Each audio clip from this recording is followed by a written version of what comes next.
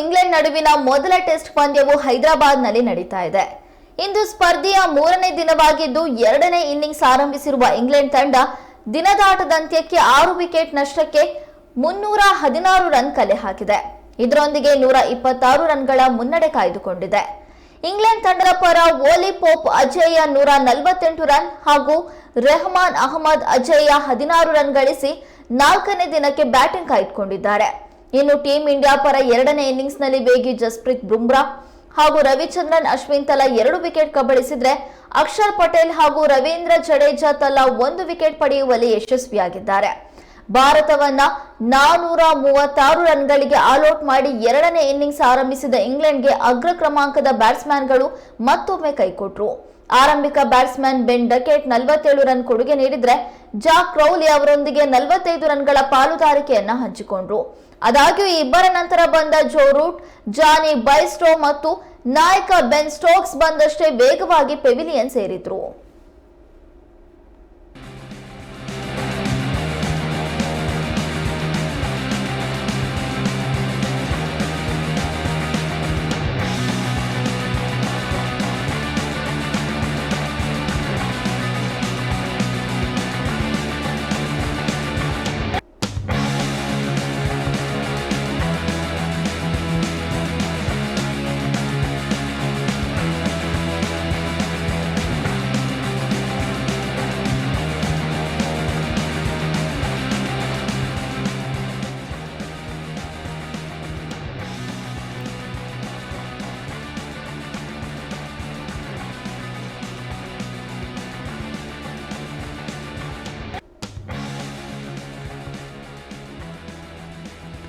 ಭಾರತ ಮತ್ತು ಇಂಗ್ಲೆಂಡ್ ನಡುವೆ ಟೆಸ್ಟ್ ಸರಣಿ ನಡೀತಾ ಇದೆ. ಈ ಟೆಸ್ಟ್ ಸರಣಿ 3ನೇ ದಿನ ಕೂಡ ಇದೀಗ ಮುಕ್ತಾಯವಾಗಿದ್ದು 3ನೇ ದಿನದಲ್ಲಿ ಇಂಗ್ಲೆಂಡ್ 2ನೇ ಇನ್ನಿಂಗ್ಸ್ ಅನ್ನ ಆರಂಭಿಸಿದೆ.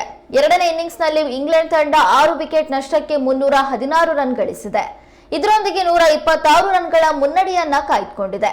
ಇಂಗ್ಲೆಂಡ್ ತಂಡದ ಪರ ಓಲಿ ಪೋಪ್ ಅಜೇಯ 148 ರನ್ ಕಲೆ ಹಾಕಿದ್ರೆ ರೆಹಮಾನ್ ಅಹಮದ್ ಅಜೇಯರಾಗಿ 16 ರನ್ ಗಳಿಸಿ 4ನೇ ದಿನಕ್ಕೆ ಬ್ಯಾಟಿಂಗ್ ಅನ್ನ ಕಾಯ್ದುಕೊಂಡಿದ್ದಾರೆ. ಇನ್ನು ಟೀಂ ಇಂಡಿಯಾ ಪರ 2ನೇ ಇನ್ನಿಂಗ್ಸ್ ನಲ್ಲಿ ವೇಗಿ ಜಸ್ಪ್ರೀತ್ ಬುಮ್ರಾ, ರವಿಚಂದ್ರನ್ ಅಶ್ವಿನ್ ತಲಾ 2 ವಿಕೆಟ್ ಅನ್ನ ಪಡೆದುಕೊಂಡಿದ್ದಾರೆ. ಅಕ್ಷರ್ ಪಟೇಲ್, ರವೀಂದ್ರ ಜಡೇಜಾ ತಲಾ 1 ವಿಕೆಟ್ ಅನ್ನ ಪಡೆದಿದ್ದಾರೆ.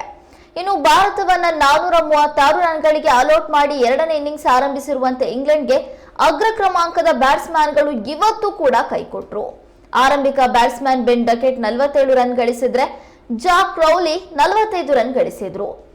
ಇನ್ನು ಈ ಇಬ್ಬರ ನಂತರ ಬಂದಂತ ಜೋ ರೂಟ್, ಜಾನಿ ಬೈಸ್ಟೋ ಮತ್ತು ನಾಯಕ ಬೆನ್ ಸ್ಟೋಕ್ಸ್ ಎಷ್ಟು ವೇಗವಾಗಿ ಬಂದ್ರೋ ಅಷ್ಟೇ ವೇಗವಾಗಿ ಪೆವಿಲಿಯನ್ ಅನ್ನ ಸೇರ್ಕೊಂಡ್ರು. ಇನ್ನು ಭಾರತ ತಂಡ ಯಾವ ರೀತಿ ಆಡುತ್ತೆ ಅನ್ನೋದನ್ನ ಕಾದ್ ನೋಡ್ಬೇಕಿದೆ.